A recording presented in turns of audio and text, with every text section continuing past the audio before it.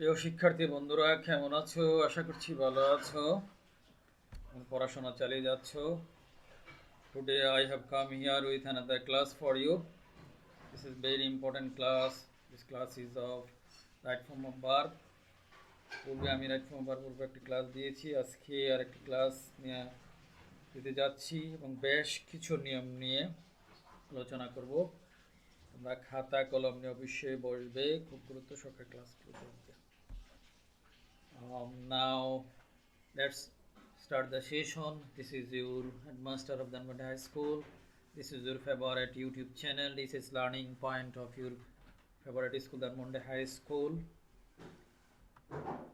এই চ্যানেলে আমরা তোমাদের স্যারেরা ম্যাডামেরা বিভিন্ন ক্লাস দিয়ে থাকে। অবশ্যই তোমরা এই ক্লাসগুলো নিজেরা দেখবে, অন্যদেরকে শেয়ার করে দেখার সুযোগ করে দেবে, লাইক দেবে এবং কমেন্ট করে জানাবে ক্লাসগুলো থেকে কেমন উপকৃত হচ্ছে এবং কী সমস্যা ফিল করছো সেই সবগুলো বিষয় আমাদেরকে কমেন্ট করে জানাবে, তাহলে আমাদের ক্লাস সেভাবে করতে সুবিধা হবে। No more talks. Welcome to the session. This is your sir. So today's topic is right form of verb. আজকের সেশন থেকে আমরা যা শিখব, at the end of the lesson we will be able to fill in the blank with the right form of verbs. Here you can see some pictures with narration. Health is wealth, practice makes perfect, the moon shines at night. প্রত্যেকটি সেন্টেন্সই verb আছে। No sentence without verb. বলা হয় থাকে sentence ছাড়া কোনো verb ছাড়া কোনো সেন্টেন্স হয় না। ভার্ব অত্যন্ত গুরুত্বপূর্ণ সেন্টেন্স। সেই ভার্বটা কীভাবে সঠিকভাবে ব্যবহার করব সেটাই আমরা শিখব। প্রথম সেন্টেন্সে ইজ, দ্বিতীয় সেন্টেন্স হচ্ছে মেই, ইজ, মেক্স, শাইন্স। এখানে এর যোগ হয়েছে, এখানে এর যোগ হয়েছে, এখানে ইজ হয়েছে। এই ভার্বগুলো কীভাবে হয় এই ক্লাস থেকে আমরা শিখব। কি হয় এগুলো প্রত্যেকটি দেখতে পাচ্ছ প্রেজেন্ট ইনডিফিনিট টেন্সে subject verb object, subject verb সেন্টেন্সটা যদি এই যে ইউনিভার্সাল ট্রুথ অথবা হ্যাবিচুয়াল ফ্যাক্ট মানে অভ্যাসগত কর্ম বোঝায়, তাহলে সবসময় কি হয় প্রেজেন্ট ইনডিফিনিট টেন্স হয়। কথাটাই বোঝানো হয়েছে এই স্লাইডটা দিয়ে, এই ছবিগুলো থেকে। হেলথ ইজ ওয়েলথ, এটা একটা ইউনিভার্সাল ট্রুথ, যার জন্য এখানে কি হয়েছে প্রেজেন্ট ইনডিফিনিট টেন্স হয়েছে। সাবজেক্ট ভার্ব অবজেক্ট, ভার্বের বেস ফর্ম মানে ভার্ব ওয়ান, প্রেজেন্ট ফর্মকে বলা হয় ভার্ব ওয়ান, পাস্ট ফর্মকে বলা হয় ভার্ব টু, পাস্ট পার্টিসিপল ফর্মকে বলা হয় ভার্ব থ্রি। ভার্বের চারটা ফর্ম, verb one, verb two, verb three, verb four. Verb one হচ্ছে প্রেজেন্ট ফর্ম, ভার্ব টু হচ্ছে পাস্ট ফর্ম, ভার্ব থ্রি হচ্ছে past participle form, verb four হচ্ছে প্রেজেন্ট পার্টিসিপল ফর্ম। তো এখন কি হয় প্রেজেন্ট ইন্ডিফিনিট স্ট্রাকচার কি, সাবজেক্ট ভার্বের বেস ফর্ম মানে ভার্ব ওয়ান প্লাস এক্সটেনশন অথবা অবজেক্ট। তাহলে সাবজেক্ট ভার্ব ওয়ান হয়েছে যেখানে, এই যে সাবজেক্ট ভার্ব ওয়ান হয়েছে নেক্সট। আর এটা থার্ড পারসন সিঙ্গুলার নাম্বার হওয়ার কারণে এখানে এস বাই এস হয়েছে। যেই থার্ড পারসন সিঙ্গুলার নাম্বার ব্যাপারগুলো কোথায় এস হয় কোথায় ইয়েস হয়, যে বিষয়গুলো আমরা পূর্বের ক্লাসে শিখেছি। কেউ যদি শিখে না থাকো, দেখে না থাকো পূর্বের ক্লাসটি, রাইট ফর্ম অফ ভার্ব পরের ক্লাসটি অবশ্যই দেখে নেবে, তাহলে এই ক্লাসটি বুঝতে সুবিধা হবে। তাহলে practice makes a man perfect, এখানে দ্য মুন সাবজেক্ট, শাইন হচ্ছে ভার্ব, এট নাইট হচ্ছে এক্সটেনশন। এই শাইনের সাথে এস বাই এর যোগ হয়েছে, এটা থার্ড পারসন সিঙ্গুলার নাম্বার হওয়ার কারণে। আর এখানে ভার্বের বেস ফর্ম মানে ভার্ব ওয়ান হলো এটা চিরন্তন সত্য মানে ইউনিভার্সাল ট্রুথ, আর হলো habitual fact, practice makes a man perfect. তাহলে হ্যাবিচুয়াল ফ্যাক্ট এবং ইউনিভার্সাল ট্রুথ তার মানে চিরন্তন সত্য অভ্যাসগত কর্ম হলে আমরা প্রেজেন্ট পারফেক্ট টেন্স করব। প্রেজেন্ট পারফেক্ট টেন্স কিভাবে করব, subject verb one plus extension, subject যদি থার্ড পারসন সিঙ্গুলার নাম্বার হয় ভার্বের শেষে এস অথবা এর যোগ করে দেব। কোথায় এস হয় কোথায় ইয়েস হয়, যেটা আমরা পূর্বের ক্লাসে শিখেছি। না শিখে থাকলে আবারও ক্লাসটা দেখে নেব। নাও come to the next slide. Here you can see one picture. একটা ছেলে বাইসাইকেল চালানোর চেষ্টা করতেছে কিন্তু সে জানে না। এখানে এটা একটা নেগেটিভ সেন্টেন্স। এই নেগেটিভ সেন্টেন্সটা কিভাবে হবে প্রেজেন্ট ইনডিফিনিট টেন্সে সেটা আমরা শিখব। He not know how to ride A bicycle. Not দিয়ে তো আর হয় না, এখানে একটা কিছু বসাতে হবে হি এর পরে। কি হয়, হি কারেক্ট সেন্টেন্সটা হবে he does not know how to ride A bicycle. Say bicycle চড়তে জানে না। এখানে ডাজ নট কিভাবে হলো সেটাই আমরা শিখব। কি নিয়মটা, if there is no be verb, যদি সেন্টেন্সে be verb না থাকে, do not, does not, did not is used to make a negative sentence according to subject and tense। মানে হচ্ছে যদি কোনো সেন্টেন্সে be verb না থাকে, মানে am, is, are, was, এগুলোকে বলা হয় be verb। এই be verb গুলো না থাকলে সেন্টেন্সে, নেগেটিভ সেন্টেন্সে সাবজেক্টের পরে do not অথবা ডাজ নট অথবা ডিড নট বসে। প্রশ্ন হচ্ছে কোথায় ডু নট হবে, ডাজ নট হবে, ডিড নট হবে। প্রেজেন্ট ইনডিফিনিট টেন্স হলে ডু নট অথবা ডাজ নট, আর পাস্ট ইনডিফিনিট টেন্স হলে হবে ডিড নট। আর ডু নট হবে, ডাজ নট হবে সাবজেক্টটা যদি থার্ড পারসন সিঙ্গুলার নাম্বার হয়, আর থার্ড পারসন সিঙ্গুলার না হলে হবে ডু নট। আর পাস্ট ইনডিফিনিট সমস্ত সাবজেক্টের ক্ষেত্রে কি হয়, ডিড নট হয়ে থাকে। Now come to the another slide. Here you can see two pictures for you with narration. প্রথম জন বলতে চাচ্ছেন do you want to say something, আপনি কি আমাকে কিছু বলতে চান। দ্বিতীয় জন বলছেন did you perform your duty properly, আপনি কি আপনার দায়িত্ব যথাযথভাবে পালন করেছিলেন। এই হচ্ছে বিষয়। এই দুটো হচ্ছে ইন্টারগেটিভ সেন্টেন্স। এই ইন্টারগেটিভ সেন্টেন্স কিভাবে হয় এই স্লাইড থেকে আমরা তা শিখব। To make yes or no question with action verb do, does, did is used before subject. If negative, don't, doesn't, did not is used to like the same। এখানে একটু কথা বলে নেই, do not, does not, did not এর সংক্ষিপ্ত form হচ্ছে do not, doesn't, didn't। যদি প্রশ্নটা হয় ইয়েস নো, মানে উত্তরটা যদি ইয়েস অথবা নো দিয়ে দেওয়া সম্ভব হয়, তাহলে প্রেজেন্ট টেন্সের ক্ষেত্রে আমরা সাবজেক্টের পূর্বে ডু অথবা ডাজ ব্যবহার করব অ্যাফার্মেটিভ সেন্টেন্সের ক্ষেত্রে, আর নেগেটিভ সেন্টেন্সের ক্ষেত্রে ব্যবহার করব ডোন্ট অথবা ডাজেন্ট। আর ইনডিফিনিট টেন্সের ক্ষেত্রে অ্যাফার্মেটিভ সেন্টেন্সে ব্যবহার করব ডিড। আর ইনডিফিনিট পাস্ট টেন্সের ক্ষেত্রে অ্যাফার্মেটিভ সেন্টেন্সে ব্যবহার করব সাবজেক্টের পূর্বে ডিড। আর পাস্ট টেন্সের ক্ষেত্রে যদি সেন্টেন্সটি হয় নেগেটিভ, তাহলে সাবজেক্টের পূর্বে ব্যবহার করব ডিড নট। এখন ইয়েস নো কোশ্চেন কিভাবে বলবো, do you want to say something to me, তুমি কি আমাকে কিছু বলতে চাও, উত্তরটা হবে ইয়েস অথবা না। যদি তুমি বলতে চাও বলবে ইয়েস, আর না বলতে চাইলে বলবে নো। ঠিক একইভাবে did you perform your duty properly, আপনি কি আপনার দায়িত্ব সঠিকভাবে পালন করেছিলেন, উত্তরটা হবে ইয়েস অথবা না, হ্যাঁ অথবা না। এই ধরনের সেন্টেন্সকে বলা হয় ইয়েস নো কোশ্চেন। তাহলে আমরা শিখলাম ইয়েস নো কোশ্চেনের ক্ষেত্রে সাবজেক্টের পুরো ডু অথবা ডাজ হয় প্রেজেন্ট ইনডিফিনিট টেন্সের ক্ষেত্রে, আর পাস্ট ইনডিফিনিট টেন্সের ক্ষেত্রে হয় সাবজেক্টের পুরো ডিড, আর নেগেটিভ হলে নট তো থাকবে ই। সাথে সাথে শিখলাম ডু নটের সংক্ষিপ্ত ফর্ম ডোন্ট, ডাজ নটের সংক্ষিপ্ত ফর্ম ডাজেন্ট, ডিড নটের সংক্ষিপ্ত form didn't. Now welcome to another slide. Here you can see একজন আরেকজনকে বলছে হোয়াট ডু ইউ লাইক, তুমি কি পছন্দ করো। এই উত্তরটা কিন্তু ইয়েস অথবা নো দিয়ে দেওয়া সম্ভব নয়, আমাদেরকে কিছু একটা বলতে হবে, হ্যাঁ আমি এটা পছন্দ করি এবং ওটা পছন্দ করি না। এটাকে বলা হয় ডব্লিউএইচ কোশ্চেন। ডব্লিউএইচ কোশ্চেনের ক্ষেত্রে একই নিয়ম, কোথায় ডু ডাজ ডিড হবে, কোথায় ডোন্ট ডাজেন্ট ডিডেন্ট হবে। তার মানে হচ্ছে ডব্লিউএইচ কোশ্চেনের ক্ষেত্রে ডব্লিউএইচ কোশ্চেন ওয়ার্ডটার পরে এবং সাবজেক্টের পূর্বে, যেটা আমরা আগের স্লাইডে শিখেছি যে সাবজেক্টের পূর্বে প্রেজেন্ট ইনডিফিনিট টেন্সে ইন্টারগেটিভ সেন্টেন্সে সাবজেক্টের পূর্বে ডু ডাজ বসে, পাস্ট ইনডিফিনিট টেন্সের ক্ষেত্রে ডিড বসে, নেগেটিভ সেন্টেন্সের ক্ষেত্রে প্রেজেন্ট ইনডিফিনিট টেন্সে ডু নট অথবা ডাজ নট বসে, পাস্ট ইনডিফিনিট টেন্সের ক্ষেত্রে অ্যাফার্মেটিভে ডিড বসে, নেগেটিভ সেন্টেন্সে ডিডেন্ট বসে। আর ঠিক ডব্লিউএইচ কোশ্চেন ওয়ার্ডের ক্ষেত্রে একই কথা, শুধুমাত্র পার্থক্য হচ্ছে ডব্লিউএইচ কোশ্চেন ওয়ার্ডের পরে বসবে।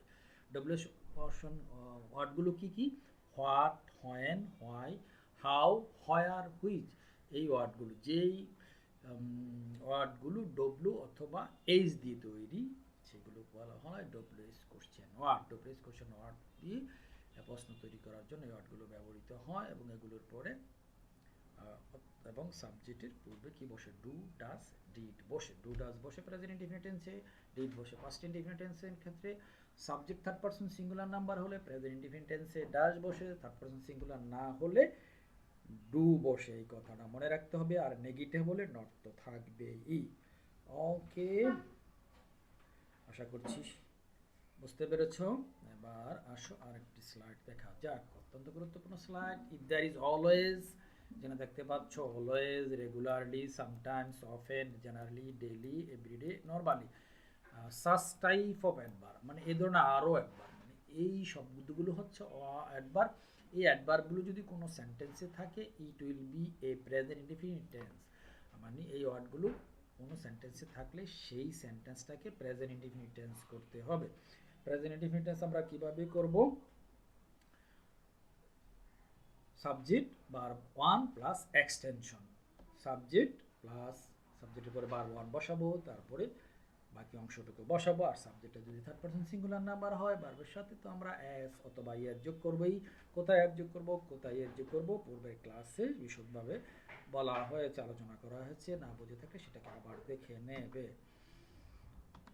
আসো এই যে এই নিয়ম অনুসারে এখানে একটা বর্ণনা দেওয়া আছে। এ good student subject prepare present form his lesson regularly, যে রেগুলারলি শব্দটা থাকার কারণে এটা প্রেজেন্ট ইনডিফিনিট টেন্স হলো। এই যে regularly, a good student prepare his lesson regularly, prepare, এই good student third person singular number হওয়ার কারণে এখানে এর যোগ হয়েছে। He never waste his time, এই যে সাবজেক্ট, যে নেভার থাকলেও কি হয়, প্রেজেন্ট ইনডিফিনিট টেন্স হয়। যে ওয়াস্টের সাথে এর যোগ করেছে, হিজ টাইম। হি মেইনটেইনস হিজ ডেইলি রুটিন, এই যে হি সাবজেক্ট, যে ভার্ব ওয়ান, মেইনটেইনের সাথে এর যোগ হয়েছে থার্ড পারসন সিঙ্গুলার হওয়ার কারণে। হিজ ডেইলি রুটিন, পাঞ্চুয়ালি, সে আন্তরিকতার সাথে, অত্যন্ত যত্ন সহকারে, নিয়মিত সহকারে তার সাপ্তাহিক রুটিনটাকে অনুসরণ করে। He always follows his teachers, সে তার শিক্ষকদেরকে সবসময় অনুসরণ করে। যে অলওয়েজ থাকার কারণে প্রেজেন্ট ইনডিফিনিট চলে, he plus verb one plus extension হয়। আর হিটা subject third person singular number হওয়ার কারণে এখানে যোগ হয়েছে। আশা করি বুঝতে পেরেছ। মানে হচ্ছে এই শব্দগুলো যদি থাকে তাহলে আমাদেরকে প্রেজেন্ট ইনডিফিনিট টেন্স করতে হবে। এবং প্রেজেন্ট ইনডিফিনিট টেন্স কীভাবে করব, প্রেজেন্ট ইনডিফিনিট টেন্সের স্ট্রাকচার অনুযায়ী subject verb one plus extension, এবং সাবজেক্টটা যদি থার্ড পারসন সিঙ্গুলার নাম্বার হয় তাহলে ভার্বের শেষে এস অথবা ইয়ের যোগ করে দেব। ওকে, এই যে ইন্ডিকেট করে দেখালাম, এই যে দেখো, মানে প্রিপেয়ার্স ওয়াশ, তারপরে হচ্ছে মেইনটেইনস, তারপর হচ্ছে ফ্লোজ, এগুলো হচ্ছে ভার্বের বেস ফর্ম, মানে verb one I mean present from.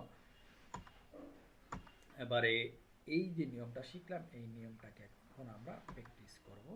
তোমরা এখানে একটা পজ দিয়ে, বোতামে টিপ দিয়ে ভিডিওটা বন্ধ করে এই কাজটা করবে সেই নিয়ম অনুসারে, তারপর উত্তরগুলো মিলিয়ে নেবে। তারপর আমি দ্রুতগতিতে একবার বলে দিচ্ছি।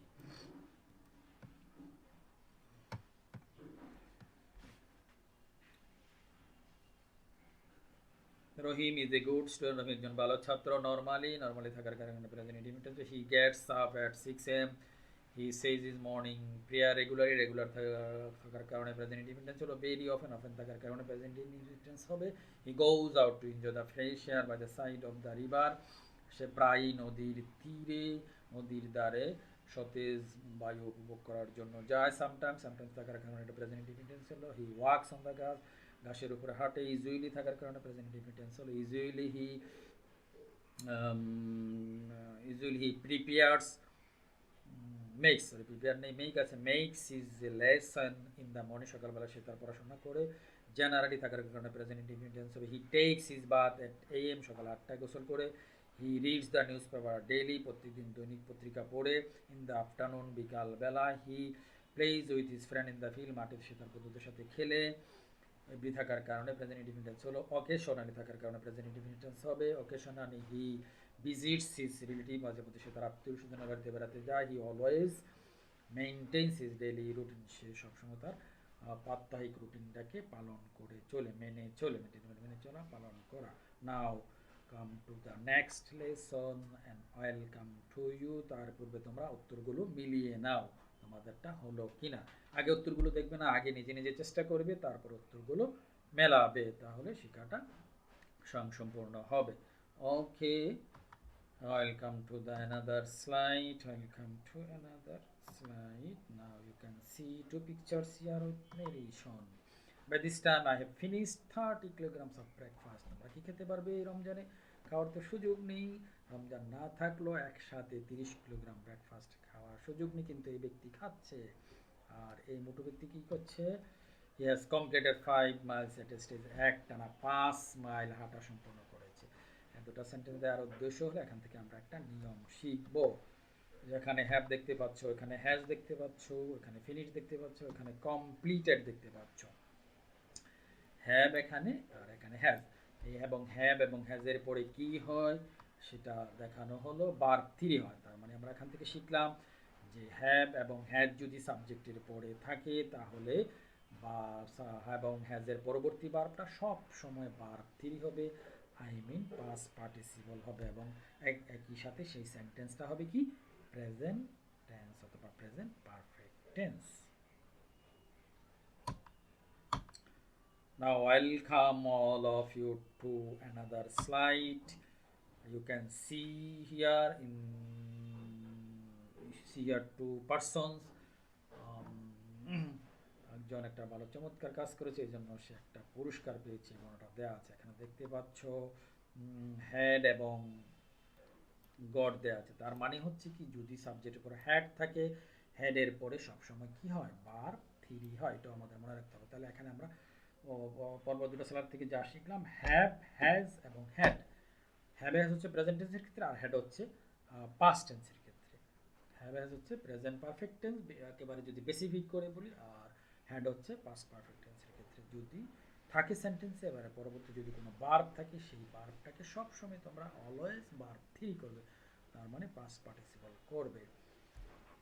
আর এখানে একটা বিষয় একই সাথে মনে রাখতে হবে, যদি হ্যাড থাকে আর হ্যাডের পরে যদি অন্য কোনো ভার্ব না থাকে, তাহলে সেই সেন্টেন্সটা কিন্তু প্রেজেন্ট ইনডিফিনিট টেন্স ধরা হবে। কিভাবে পূর্বের স্লাইডে যে আমরা হ্যাভ হ্যাজ শিখেছিলাম, যদি হ্যাভ হ্যাজের পরে অন্য কোনো ভার্ব না থাকে, সেই সেন্টেন্সটা হবে প্রেজেন্ট ইনডিফিনিট টেন্স। শর্ত হচ্ছে হ্যাভ, হ্যাজ এবং হ্যাডের পরে ভার্ব 3 থাকতে হবে, এবং ভার্ব 3 থাকলেই হ্যাভ হ্যাজের ক্ষেত্রে হবে প্রেজেন্ট পারফেক্ট টেন্স এবং হেডের ক্ষেত্রে হবে পাস্ট পারফেক্ট টেন্স।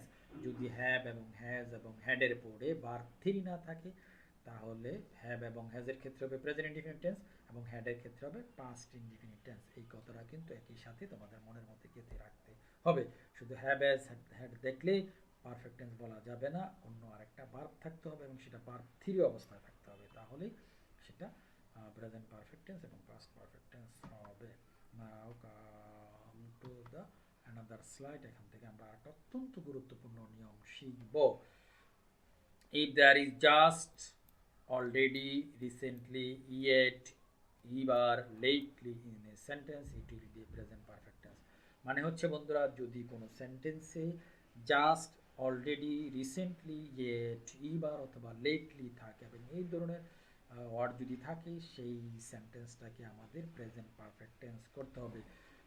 কোশ্চান হচ্ছে যে স্যার কীভাবে আমরা প্রেজেন্ট পারফেক্ট টেন্স করব? একেবারেই সহজ। Present perfect tense is subject plus have অথবা has plus verb 3 plus extension. মানে সাবজেক্টের পরে হ্যাভ অথবা হ্যাজ বসাতে হবে, তারপরে ভার্ব 3 বসাতে হবে, এরপর বাকি অংশটুকু বসবে, তাহলে সেটা প্রেজেন্ট পারফেক্ট টেন্স হবে। তাহলে তোমরা এই নিয়মটা শিখে ফেলবে, ওয়ার্ডগুলো মুখস্থ করে ফেলবে। Just, already, recently, yet, ever, lately ওয়ার্ডগুলো শিখে ফেলবে। আসো এই নিয়মটাকে আমরা এখন কনটেক্সট থেকে প্র্যাকটিস করি, তাহলে নিয়মটা আমাদের মনের মধ্যে গেঁথে যাবে। এখানে তোমরা ইয়াটাকে পজ দিয়ে, মানে বোতামটাকে পজ দিয়ে নিজেরা প্র্যাকটিস করবে এই নিয়ম অনুযায়ী, যে কোথায় কি হবে, কোথায় প্রেজেন্ট পারফেক্ট টেন্স হবে, কোথায় পাস্ট পারফেক্ট টেন্স হবে। মিলানোর পরে যদি আমি দ্রুত করে দিকে তোমাদের একটু বলে দিতে চাচ্ছি, যেহেতু এখানে 4টা ভার্ব দেওয়া আছে, এটা মনে রাখবে। কোনো কোনো ভার্ব একাধিক ভার্ব ব্যবহৃত হবে, যেহেতু শূন্যস্থান 6টা। হ্যাভ ইউ, এবার হ্যাভ আছে, তাহলে প্রেজেন্ট পারফেক্ট টেন্স করতে হবে। প্রেজেন্ট পারফেক্ট নিয়ম এবং হ্যাজের নিয়ম অনুসারে কি হবে, ভার্ব 3 হবে। হ্যাভ ইউ এবার সিন, এই যে seen, the wave of the sea. তোমরা কি কখনো সমুদ্রের ঢেউ দেখেছো? No, I have never seen the wave, but my father has seen. এই যে নেভার থাকার কারণে, এবার থাকার কারণে প্রেজেন্ট পারফেক্ট টেন্স হলো। এখানে আরেকটা বিষয় খেয়াল রাখতে হবে যে প্রেজেন্ট হ্যাভ অথবা হ্যাজ বসানোর ক্ষেত্রে যদি সাবজেক্টটা থার্ড পারসন সিঙ্গুলার হয় তাহলে হ্যাজ ব্যবহার করবে, আর অন্য সব সাবজেক্টের ক্ষেত্রে প্রেজেন্ট পারফেক্ট টেন্সে হ্যাভ ব্যবহার করবে। আবারও বলছি, যদি সাবজেক্টটা present third person singular number হয় তাহলে হ্যাজ ব্যবহার করবে, আর অন্য সব সাবজেক্টের ক্ষেত্রে শুধুমাত্র প্রেজেন্ট টেন্সে হ্যাভ ব্যবহার করবে। সেই অনুযায়ী এখানে হ্যাভ হলো, এখানে হ্যাভ হলো, আর এখানে হ্যাজ হলো। অলরেডি এটা অলরেডি আছে, জন্য প্রেজেন্ট পারফেক্ট টেন্স হবে। I have enjoyed the spring, I have enjoyed the spring. I যেহেতু এটা পাস্ট টেন্স তাহলে বোঝা গেল এটা পাস্ট পারফেক্ট হবে, এটাও পাস্ট পারফেক্ট হবে। I told you that I visited a waterfall last year, আমি তোমাকে বলেছিলাম যে গত বছর আমি একটা ওয়াটারফল মানে জলপ্রপাত পরিদর্শন করেছি। Which had represented a nice view, যেটা আমাকে অত্যন্ত সুন্দর চমৎকার একটু দৃশ্য উপস্থাপন করেছিল এবং দিয়েছিল। এখন তোমরা উত্তরগুলো মিলিয়ে নাও। Now come to the next slide. দেখতে পাচ্ছ লোকটা একটু চিন্তিত, সে বলছে কি don't feel tension, let me think a bit, দুশ্চিন্তা করো না, কোনো চিন্তা করো না, আমাকে একটু ভাবতে দাও।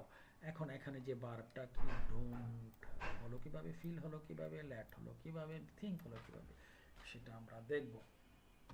এই যে দেখো, imperative sentence never tax any tense without present indefinite tense. তার মানে হচ্ছে সেন্টেন্সটা যদি ইম্পারেটিভ টেন্স হয় তাহলে ভার্বটা অলওয়েজ প্রেজেন্ট ফর্ম হবে, কোনো পরিবর্তন হবে না। প্রশ্ন হচ্ছে ইম্পারেটিভ সেন্টেন্স কিভাবে চিনব? যদি কোনো সেন্টেন্স ভার্ব দিয়ে শুরু হয় এবং শেষে ফুল স্টপ থাকে এবং সাবজেক্ট যদি না থাকে তাহলে সেই সেন্টেন্সটা হয় ইম্পারেটিভ সেন্টেন্স। আবারও বলছি, যদি কোনো সেন্টেন্স ভার্ব দিয়ে শুরু হয়, শেষে ফুল স্টপ থাকে এবং সেখানে যদি কোনো সাবজেক্ট না থাকে তাহলে সেই সেন্টেন্সটি কি হয়? ইম্পারেটিভ সেন্টেন্স হয়। মানে অনুজ্ঞাসূচক বা আদেশ, উপদেশ, অনুরোধ, নিষেধ ইত্যাদি যেই সেন্টেন্স তারা বুঝিয়ে থাকে সেটাকে ইম্পারেটিভ সেন্টেন্স বলে। সেই সেন্টেন্সের ক্ষেত্রে ভার্ব সব সময় প্রেজেন্ট ফর্ম হয়। এটা আমরা এই স্লাইড থেকে শিখলাম। এখন আমরা একটা অ্যাক্টিভিটিস প্র্যাকটিস করব। তোমরা খাতা নিয়ে এই অ্যাক্টিভিটিসটা এই নিয়ম অনুসারে করো, করার পরে এরপর উত্তরগুলো মিলাবে, উত্তরগুলো চেক করবে, আগে নিজে নিজে ট্রাই করবে, ট্রাই ইউর সেলফ। আমি দ্রুতগতিতে বলে দিচ্ছি, তারপর তোমরা নিজে নিজে করবে। Get up from sleep early in the morning, সকাল সকাল ঘুম থেকে উঠবে। Say your prayer, morning prayer, সকালবেলা নামাজ পড়বে। Then take a walk, have a walk and the fresh air for কিছুক্ষণের জন্য সবজি বাতাসে হাঁটবে। Go come back home and have a light, এখানে হবে take, have a light breakfast. Go to reading room to complete your homework. Respect your teacher, don't quarrel with your friends, let them sit by you, never speak ill of other. দুটো বললাম, কিন্তু তোমরা নিজেরা try করো, try yourself, then check your answer. এখানে বুতামটাকে pause করে নেবে, নিজেরা চেষ্টা করবে, তারপরে আনসারগুলো মিলাবে। এই যে আনসারগুলো দেওয়া হলো, আগে আনসারগুলো দেখবে না, নিজে নিজে ট্রাই করে তারপর আনসারগুলো মিলাবে। Now I'll come to the another slide. You can see here a bird with a narration. I saw a bird flying in the sky. এখানে প্রথমে সাবজেক্ট বা আইস, ভার্ব হলো সো, এ ভার্ব হলো এক্সটেনশন, কিন্তু এখানে আরেকটা ভার্ব, এটা নিয়ে আমাদের আলোচনা হবে। তারপর এক্সটেনশন। নো ওয়ান আইসক্রিম খাইতে ইচ্ছা করলো, দেওয়া যাবে না, আইসক্রিম খাওয়া ঠিকও নয়। No one should like to eat an ice cream, he got me written a letter, সে আমাকে দিয়ে চিঠি লেখা। এখানে একটা চিঠি দেওয়া আছে, যে এখানে আমরা দেখব টু ইট কীভাবে হয়েছে, রিটেন কীভাবে হয়েছে। এই যে দেখো, ফ্লাইং আইনজি হলো কীভাবে, এখানে টু হলো কীভাবে, এখানে রিটেন হলো কীভাবে। এখানে আসো নিয়মটা দেখো। If there are two verbs in a simple sentence, next one is changed by editing ing, writing to before the verb or making it a past participle. মানে হচ্ছে যদি একটা সিম্পল সেন্টেন্সে একটা ভার্বের পর আরেকটা ভার্ব থাকে তাহলে সেই ভার্বের সাথে হয় আইএনজি যোগ করতে হয়, নয় ভার্বের পর টু বসাতে হয়, নতুবা ভার্বটাকে পাস্ট পার্টিসিপল করতে হয়। এখন কোন ক্ষেত্রে কোনটা হবে সেটা হচ্ছে আলোচনার বিষয়। তার পূর্বে আমরা জেনে নেই সিম্পল সেন্টেন্স কি। যদি কোনো সেন্টেন্সে একটা সাবজেক্ট, একটা ফাইনাইট ভার্ব এবং একটা অবজেক্ট থাকে তাহলে সেটাকে বলা হয় সিম্পল সেন্টেন্স। সিম্পল সেন্টেন্স কি? Subject, verb, object. এই ধরনের সেন্টেন্সের ক্ষেত্রে যদি দ্বিতীয় ভার্ব আরেকটা ভার্ব আসে সেই ভার্বটাকে কিভাবে ব্যবহার করব সেটা হচ্ছে আলোচ্য বিষয়। যদি সেন্টেন্সটাতে কোনো উদ্দেশ্য না থাকে তাহলে আমরা আইএনজি যোগ করব। কি বলছি, একটা সিম্পল সেন্টেন্সে একটা ভার্বের পর একটা ভার্ব আসলে যদি সেই ভার্বটার কোনো উদ্দেশ্য নিহিত না থাকে তাহলে আইএনজি যোগ করব। এখানে I so a bird flying in the sky, আমি আকাশে একটা পাখিকে উঠতে দেখলাম, এটা আমার দেখার কোনো উদ্দেশ্য ছিল না, আমি এমনি এমনি দেখেছি, যার জন্য এই দ্বিতীয় ভার্বের সাথে আইএনজি যুক্ত হলো। তাহলে নিয়মটা কি শিখলাম, যে কোনো সেন্টেন্সে একটা ভার্বের পর একটা ভার্ব আসে এবং সেই ভার্বটার সাথে আইএনজি যুক্ত হবে যদি কোনো উদ্দেশ্য না থাকে। এবার দ্বিতীয় সেন্টেন্স, আর নো ওয়ান শুড লাইক, কারোই পছন্দ করা উচিত নয়। তাহলে পছন্দ করা উচিত নয়, নিশ্চয়ই কেন পছন্দ করা উচিত না, একটা উদ্দেশ্য থাকে। তো ইট অ্যান আইসক্রিম, তাহলে এইটের সাথে আইএনজি যুক্ত না, এখানে লাইক একটা ভার্ব আছে, এখানে ইট একটা ভার্ব আছে, তাহলে এটার নিয়ম অনুসারে এটার সাথে আইএনজি যুক্ত করতে হবে, অথবা টু ব্যবহার করতে হবে, অথবা পাস্ট পার্টিসিপল ব্যবহার করতে হবে। কিন্তু আমরা এখানে টু ব্যবহার করছি কেন, লাইক করার মধ্যে একটা কি থাকে, উদ্দেশ্য থাকে। লাইক করা এবং না করার মধ্যে কি থাকে, একটা উদ্দেশ্য থাকে। লাইক করবো না কেন, আইসক্রিম খেলে আমাদের অসুস্থ হওয়ার সম্ভাবনা আছে, আইসক্রিম না খেলে আমরা সুস্থ থাকবো, এটা হচ্ছে উদ্দেশ্য। এই উদ্দেশ্যটা এখানে নিহিত আছে, যার জন্য এই দ্বিতীয় ভার্বটার ক্ষেত্রে কি হলো, টু হলো। তাহলে আমরা নিয়মটা কি শিখলাম, যে কোনো সেন্টেন্সে প্রথম ভার্বের পরে দ্বিতীয় ভার্ব যদি আসে এবং সেই ভার্বটার যদি কোনো উদ্দেশ্য থাকে তাহলে সেই ভার্বটার পূর্বে আমরা টু ব্যবহার করি। টু সহ ভার্বকে বলা হয় ইনফিনিটিভ, এটাও মনে রাখবে। আর আইএনজি সহ ভার্বকে বলা হয় জিরান্ড অথবা প্রেজেন্ট পার্টিসিপল। অ্যাডজেক্টিভের ন্যায় কাজ করলে আইএনজি যুক্ত ভার্ব সেটা হয় প্রেজেন্ট পার্টিসিপল, আর যদি নাউনের ন্যায় কাজ করে আইএনজি যুক্ত ভার্ব বলা হয় জিরান্ড। এবং ভার্বের পূর্ব যখন টু বসে এবং সেই টু সহ ভার্বকে বলা হয় ইনফিনিটিভ। ইনফিনিটিভও কি নাউনের ন্যায় কাজ করে। এবারে আসক, কখন পাস্ট পার্টিসিপল হবে আমরা শিখলাম, কখন টু হয়, কখন আইএনজি হয়। যদি সাবজেক্টের পরে have, has, had, got, get, made, make এই সমস্ত ভার্বগুলো থাকে, সেগুলোকে বলা হয় পজিটিভ ভার্ব। এই পজিটিভ ভার্বগুলো যদি থাকে তাহলে দ্বিতীয় ভার্বটা সবসময় ভার্ব থ্রি ও পাস্ট পার্টিসিপল। তাহলে এই ভার্বগুলো মুখস্থ করে ফেলতে হবে, কি কি, have, has, get, got, make. এই ভার্বগুলোর পরে কি করতে হবে, আমাদেরকে পাস্ট পার্টিসিপল করতে হবে, এটা মনে রাখতে হবে। তাহলে আমরা তিনটা নিয়ম শিখিয়ে ফেললাম। He got me written the letter, সে আমাকে দিয়ে চিঠিটি লিখিয়েছিল। Now come to the another slide. এই যে আমরা নিয়মটা শিখলাম, যে কোথায় ভার্বের সাথে আইএনজি হবে, কোথায় ভার্বের পূর্বে টু হবে, কোথায় পাস্ট পার্টিসিপল হবে, এই অ্যাক্টিভিটিটা আমরা এখন প্র্যাকটিস করব। তোমরা ভিডিওটা এখানে পজ করে দিয়ে খাতা কলম নিয়ে নিজেরা প্র্যাকটিস করো। প্র্যাকটিস হওয়া শেষ হয়ে গেলে, উত্তর লেখা শেষ হয়ে গেলে উত্তরটাকে চেক করবে।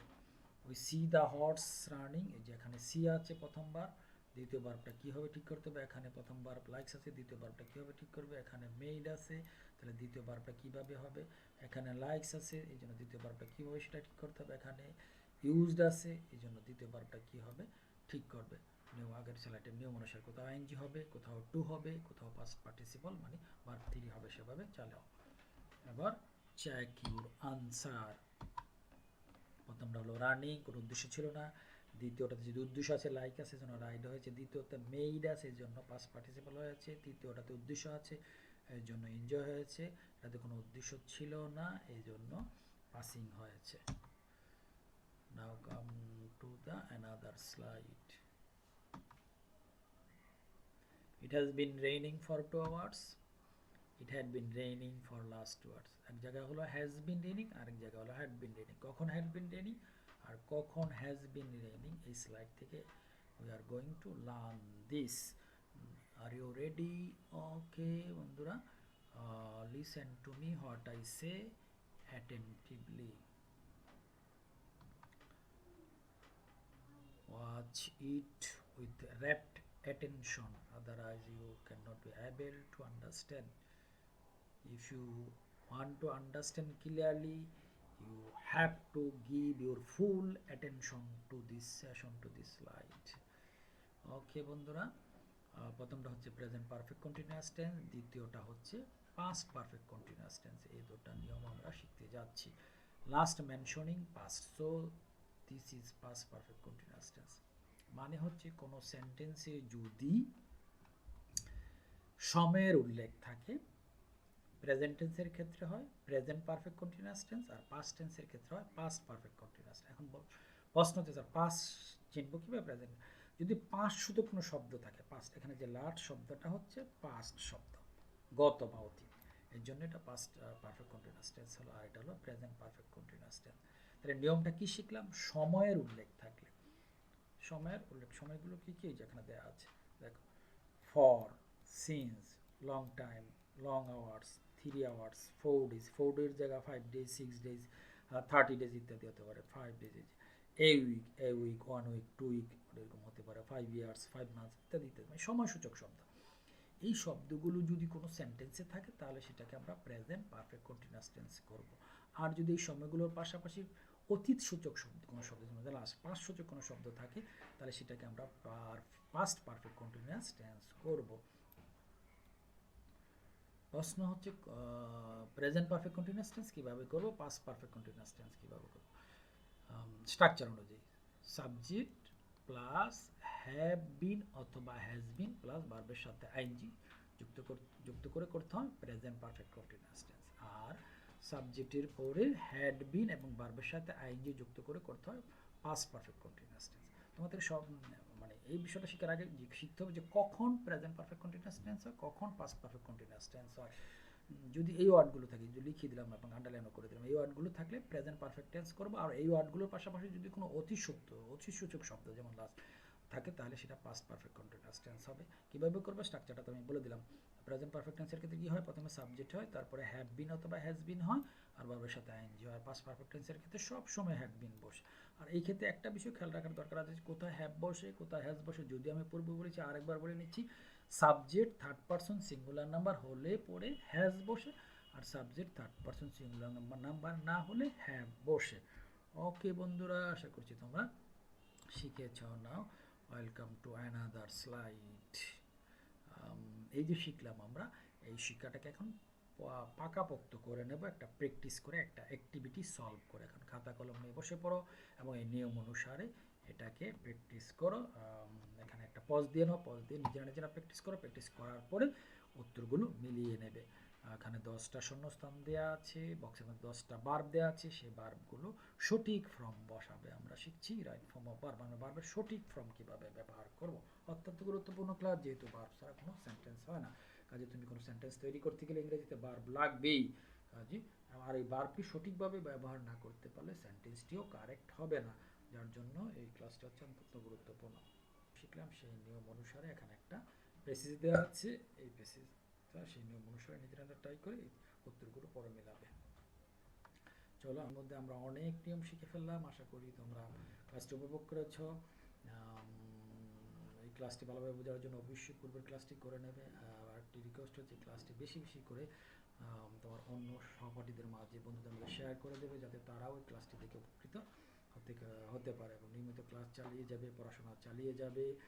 পড়াশোনা যেন কোনো ক্রমে বন্ধ না হয়। যদিও ক্লাসটি এসএসসি পরীক্ষার্থী শর্ট সিলেবাস অনুযায়ী করা, কিন্তু এই ক্লাসটি একেবারে ষষ্ঠ শ্রেণী থেকে শুরু করে দশম শ্রেণীর শিক্ষার্থীদেরকে মাথায় রেখে করা হয়েছে, যাতে ষষ্ঠ থেকে দশম শ্রেণী পর্যন্ত সমস্ত শিক্ষার্থীরা এই ক্লাসটি থেকে উপকার হতে পারে। তাই কাজে সমস্ত শিক্ষার্থীদের মধ্যে এই ক্লাসটিকে ছড়িয়ে দাও। এই জন্য চ্যানেলটাকে সাবস্ক্রাইব করতে হবে এবং বন্ধুদেরকে বলতে হবে ক্লাসটাকে, এই ইউটিউব চ্যানেলটাকে সাবস্ক্রাইব করার জন্য। DHS লার্নিং পয়েন্ট, তোমাদের এই চ্যানেলটার নাম হচ্ছে কি DHS লার্নিং পয়েন্ট। সাবস্ক্রাইব করে তোমরা ছড়িয়ে দাও এবং লাইক দেবে, কমেন্ট করে জানাবে কী ধরনের ক্লাস চাও, কোনো সমস্যা পড়তেছে কিনা।